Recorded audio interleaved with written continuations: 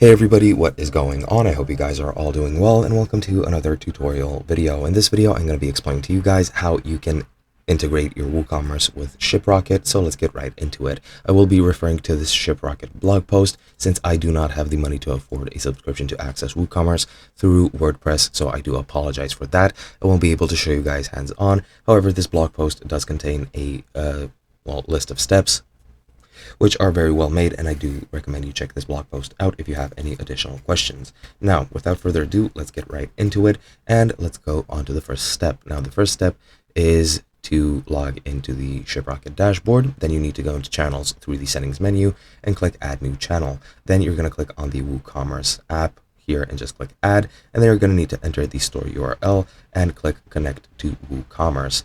Once you do, you'll be directed to the page within WooCommerce where you'll need to approve the permissions for Shiprocket and just press approve for everything else. And after approving, you'll need to go to the channel page where you'll find your consumer and secret keys.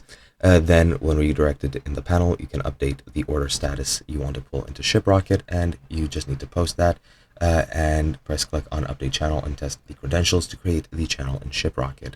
Then you need to enable REST API in your WooCommerce plugin, and to do so, you just need to go to your admin account on WordPress, go to the WooCommerce section in settings and then API. You need to enable the REST API, and if you don't have the tab, you must upgrade the plugin.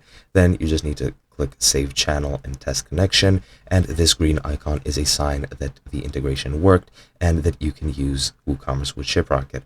As I mentioned, it is a very simple process. It does take a couple of steps, 12 to be exact, but it is a simple way to do this, and that should be pretty much it. And yeah, hope you guys enjoyed, and I'll be seeing you guys in another video.